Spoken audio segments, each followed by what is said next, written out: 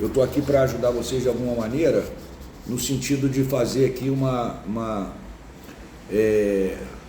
resumo do resumo das questões que já estão aqui no exercício de revisão, no gabarito e tudo, tá? Então vamos lá, também não vou me demorar muito, porque isso também não tem sentido isso.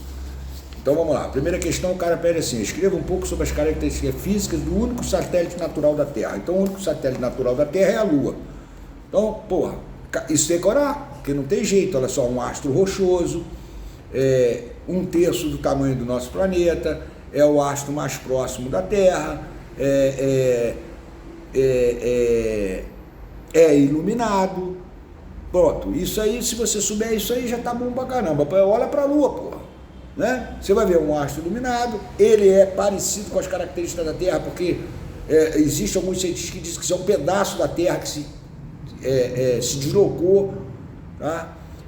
Depois ele pede aqui também quais os movimentos da Lua. São os mesmos que tem na Terra: translação, um movimento ao redor do Sol, translação, ou seja, ao redor da Terra, e rotação quando ela está rodando sobre o eixo dela mesmo. Na Terra não é assim também? Eu tenho rotação quando ela está rodando sobre o seu próprio eixo. Eu tenho translação quando ela está rodando em volta do Sol. A mesma coisa acontece com a Lua, né? Eles pedem também aqui, ó, fases da Lua. Cara, pô, brincadeira, né, moleque? Se você olhar para o céu, você já sabe quais são as fases da Lua. Você tem uma Lua que você vê ela brilhando toda, que os caras chamam de quê? Cheia. Depois você tem uma fase onde ela vai diminuindo de tamanho, então diminuir significa minguar, né? Então eu tenho uma parte onde eu estou diminuindo, minguando. Eu tenho uma parte onde eu não vejo a Lua, ela some, tem dias que não tem Lua nenhuma, eu chamo ela de nova, né? E depois eu tenho uma outra Lua que ela está o quê? Crescendo. Ela sai de nova, começa a crescer até chegar em Lua cheia. Chegou em Lua cheia, ela vai depois diminuindo, minguando até chegar em Lua nova. Ele coloca assim, ó: Lua nova não está iluminada. Lua quarto crescente, metade da fase está iluminada. Lua cheia totalmente iluminada. Quarto minguante, metade iluminada. Então são 4 fases. Cada semana tem uma lua diferente, hein, meu? É isso aí. Vamos lá. Agora aqui, maré. A maré depende da Lua, do alinhamento do Sol com a Terra. Você tem uma maré mais alta, você tem uma maré mais baixa, né? Vai depender da posição que o Sol e a Terra e a Lua estão. Isso é que vai caracterizar uma maré mais alta, uma maré mais baixa. E aqui na questão o cara te define maré alta e maré baixa. Depois ele fala em eclipse, né? Quais eclipses podem ocorrer no período de 12 meses?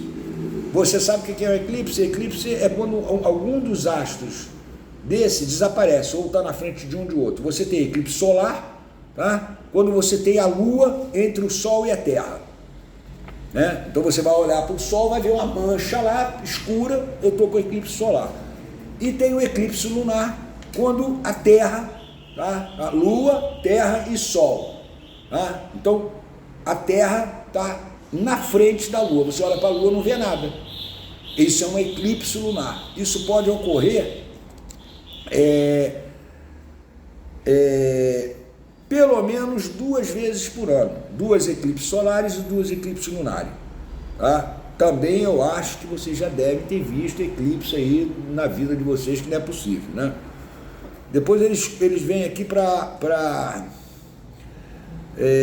o que é CFC? CFC é um gás chamado clorofluorcarboneto, tá? Que a principal desgraça que ele faz, tá, é destruir a camada de ozônio. Tá? Hoje é proibido, tá, aerosóis que tenham CFC. E se você chegar no mercado, olha lá, um aerosol que tiver escrito presença de CFC, você não compra. Porque se ninguém comprar, o cara fale, né? Então o CFC é um gás, tá? Principalmente cloro, flúor e carbono, por isso que ele é cloro, flúor, carboneto, tá? Eu acho isso em refrigeração, filha, em geração, e aerosol de uma forma geral. A principal praga que isso causa, a destruição da camada de ozônio. E se a gente destruir a camada de ozônio, nós estamos ferrados. Depois ele vem assim, ó, sobre a radiação eletromagnética, monta uma escala de acordo com o comprimento de onda. Aí, meu amigo, também é outra história, você vai ter que decorar para saber os comprimentos de onda. Ele botou aqui, menor comprimento de onda, UVC, UVB e UVA. Né? Ultravioleta, ultra isso, daqui. Luz visível, infravermelho, maior comprimento de onda. Não tem como eu te ajudar em muito, não. Agora, vamos aqui. Quais os gases do efeito estufa? Se você não souber isso, meu camarada, você tem que quase se suicidar, porque o que mais nego fala no planeta é efeito estufa. E um dos principais causadores do efeito estufa é o dióxido de carbono, né? Que é esse gás que a gente chama de gás carbônico, né? Que é causado principalmente por queima de combustível fóssil, queima de combustível orgânico. Então nós precisamos ter um meio de combustível alternativo para que não tenhamos, não continuamos queimando coisas e liberando CO2 aí direto. Então hoje a gente já tem energia eólica que não polui, você tem energia solar que não polui, você tem energia das marés que não polui, e é isso que a gente tem que fazer, tá? Em vez de ficar no petróleo. O petróleo é queima de matéria orgânica, então produz muito dióxido de carbono, né? E isso faz com que aumente o efeito estufa. O efeito estufa sempre existiu, hein, meu? O efeito estufa é fundamental para a Terra. O planeta precisa do efeito estufa. Ele não precisa que aumente o efeito estufa, que é o que está acontecendo. Aumento do efeito estufa. Isso vai mudar a temperatura do planeta. Tá? Depois, nós temos aqui, qual é a pergunta desse maluco aqui? Vamos ver aqui. Eu estou na qual? Aqui, ó, relacione um tipo de gás com a sua origem. Também você vai, isso é meio decoreba, né?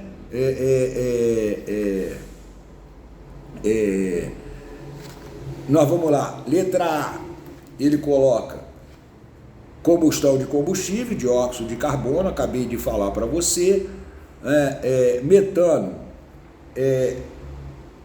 digestão de animais ruminantes, óxido nitroso, C, tratamento de dejetos animais, ozônio, incêndios florestais e carbofluorocarbonos refrigeradores. Olha só, naquela hora ali eu falei que só o gás, o CO2 tem uma influência grande no efeito estufa, mas existem outros gases também, tá? Principalmente gás metano, né? Que gás metano quando a gente libera um pum, é gás metano. Um dos maiores produtores de gás metano do mundo são os rebanhos de vaca. Esse gás também ajuda aí a aumentar o efeito estufa, tá legal? Então vamos lá. Eu já estou na 10, já falei a 10 aqui para vocês, vou para onde? Modelo atômico grego. Antigamente, cara, eles não tinham, lógico, o que nós temos hoje, de tecnologia, de tudo, né? Então eles pegaram uma substância qualquer e foram quebrando ela, quebrando, até ficar pequenininho e não conseguir quebrar mais. Tá? Eles chamaram isso de átomo. Hoje existem partículas muito menores do que o átomo, mas naquela época a menor parte de uma matéria era o átomo, tá? Que eles fizeram dessa maneira. Eles foram destruindo alguma coisa, quando ficou pequenininho, que eles não conseguiram destruir mais, ali é a menor parte daquela matéria. Hoje nós sabemos que existem partículas muito menores do que os átomos, tá legal? Na 12, Dalton afirmava que cada tipo de átomo tinha um peso, né, diferente e representava um elemento químico distinto, ou seja, cada elemento químico tem seu número atômico ou seu peso próprio, tá? Por exemplo, quando eu digo assim, elemento químico que tem número atômico 11. Eu vou procurar e eu acho que é sódio, ou se não for sódio, mas eu acho que tá? Mas cada elemento químico, tem o seu próprio peso molecular e o seu próprio número atômico, é como se fosse a identidade desse átomo. Por exemplo, se eu dissesse assim, elemento químico que tem número atômico número 1, hidrogênio, ponto. Ninguém tem mais número atômico 1, só o hidrogênio, tá legal? A história, pela primeira vez, afirmou que o átomo seria formado por cargas positivas e negativas. Um átomo, ele é formado assim, ó, um núcleo, tá? E em volta dele, tá? Várias, como é que eu vou te falar? Várias camadas. Então, por exemplo, no núcleo do átomo eu tenho prótons, que é positivo, e nêutrons, que é zero. Então, a carga elétrica do núcleo do átomo é positiva. Na eletrosfera, ou seja, nessas camadas que circulam o átomo, eu tenho elétrons, que tem carga elétrica negativa. Tá? Outra coisa, na natureza, os átomos tendem a estar equilibrados. Tá? Ou seja, ter 8 elétrons na última camada, ou seja, o número de prótons é igual ao número de elétrons. Então, se eu tenho 10 prótons e 10 elétrons, é zero, está equilibrado. Se eu der mais elétron, esse átomo fica negativo. Se eu der mais próton, ele fica positivo. Mas na natureza, eles tendem à estabilidade, tá? Depois, que onde eu tô, essa porra. Deixa eu ver aqui. Não, isso aqui eu não quero saber. Quais as formas de eletrizar um objeto? Você pode eletrizar e dar carga elétrica a ele, tá? Isso tem muito mais a ver com física do que outra coisa. Pô, eu posso atritar, ó. Quando eu faço isso, ó, eu estou carregando a minha mão eletricamente. Ou outra coisa qualquer. Você faz isso, sabe como? Se você pegar um canudinho de plástico e passar no seu cabelo, passar, quando chegar na parede ele vai colar. Você eletrificou ele, por atrito. Olha só. Você pode também por condução, né? Por contato. Eu encostar. Contato. Encostei, transferir carga elétrica.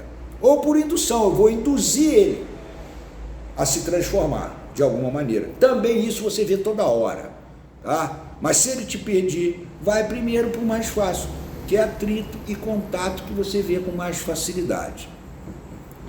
No número 15, número 15 fala o quê? Fale sobre as regiões atômicas, quais suas partículas encontramos. Acabei de falar para vocês, núcleo, prótons e nêutrons, eletrosfera, elétron. Núcleo, carga elétrica positiva, por causa dos prótons, nêutron não tem carga elétrica, então tchau para ele, e eletrosfera que tem carga elétrica negativa por causa dos elétrons. Pronto. Aí agora nós vamos para... Isso aqui está pertinho, olha só, nós estamos falando de elétron, de coisa, agora nós vamos para glândula. Tem tudo a ver com elétron e próton. Eu acho até uma sacanagem. Mas presta atenção, eu tenho três tipos de glândula. Endócrina, exócrina e mista. Endócrina significa que ela libera a substância diretamente no sangue. Tá? Por exemplo, aí ele bota aqui hipotálamo, mas por exemplo, tireoide. Ela libera a tiroxina direto no sangue. Então é endócrina, dentro. Exócrina, ela normalmente produz uma substância que é transportada por um canal e vai ser exposta. Por exemplo, glândula salivar. Exócrina, produz o quê? Saliva, porra. Glândula sudorípara, é endócrina ou exócrina? É exócrina. Por quê? Porque produz suor. O suor não entra no sangue, porra. Ele passa por um canal e sai pelo seu corpo. Então, quando sai, exócrina quer dizer fora. Endo quer dizer dentro. Então, também por aí você já se localiza. Porra, o cara tá falando, testículo. Porra, testículo produz o quê? Testosterona. Tu conhece alguma testosterona andando por aí? Não. Então vai direto no sangue. Ela é o quê? Endócrina. Tá certo assim? Ovário, a mesma coisa. Você não vê estrogênio e progesterona saindo de ninguém. Então ela é o quê? Endócrina. E mista, que é a única glândula mista que você tem, é o pâncreas, que produz hormônio, tá? Que entra na circulação direto, e suco gástrico, né? Suco pancreático, que participa da digestão. Quando ele produz suco gástrico, ela é exócrina. Ela está liberando num canalzinho, tá certo? Suco digestivo. Aqui no caso, suco pancreático para participar da digestão. Show de bola? Show de bola. Depois eu tenho que... Nem sei mais onde eu... aqui. Aqui, relacione os hormônios com a sua glândula. Isso aqui não tem jeito. Também você tem que decorar, pô. Então ele bota lá, por exemplo. Aí você também, quando eu tenho uma questão de múltipla escolha, assim, que é relacione, cara, vai por eliminação, às vezes você não precisa saber todas, porra. Mas se você souber duas, você já consegue, porque tem lá o múltipla escolha, você vai ver. Por exemplo, se eu não sei que é a hipófise, eu não sei. Pô, mas tireoide eu sei, porra. Então tireoide é T3, T4. Olha só, então é C e 2. Então C e 2, já vou procurar lá na resposta. Onde tem C e 2? Se na resposta não tiver nenhum C e 2, essa resposta não pode existir. Tá fora. Você já elimina ela logo, porra. Né? Suprarrenais. Aí você vai, porra, suprarrenais, eu já vi suprarrenais, né? Aí as suprarrenais é o quê? Adrenalina. Então quando você está num processo de expectativa, quem vai produzir adrenalina, seu coração acelera, o cacete, é suprarrenal. Aí você vai, hipotálamo, hipotálamo, não sei, hipotálamo é B, o hipotálamo é antidiurético. Então, o hipotálamo, ele está conduzindo, ele está trabalhando o quê? O seu rim, porra. Ou você faz mais xixi ou tu faz menos xixi. Tu faz mais xixi ou menos xixi, porra. Aí só sobrou a hipófise, que é o quê? Hormônio de crescimento. Tá? Então vamos lá. Agora diferencia hiper e hipotiroidismo. Hiper é muito, hipo é pouco. Então, hipertiroidismo, eu estou produzindo o quê? Muita tiroxina. Então, a digestão é muito mais rápida.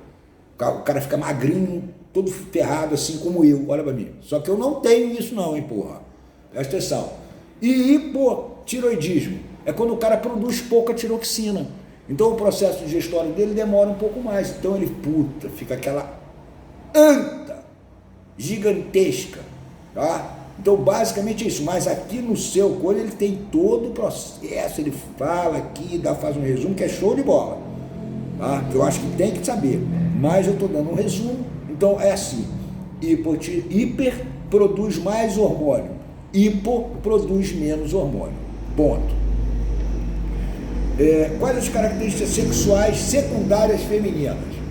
Pô, é secundário, tá? Então olha só, aparecimento do crescimento dos seios, aparecimento de pelo pubiano, desenvolvimento da vagina, produção de estrogênio e progesterona.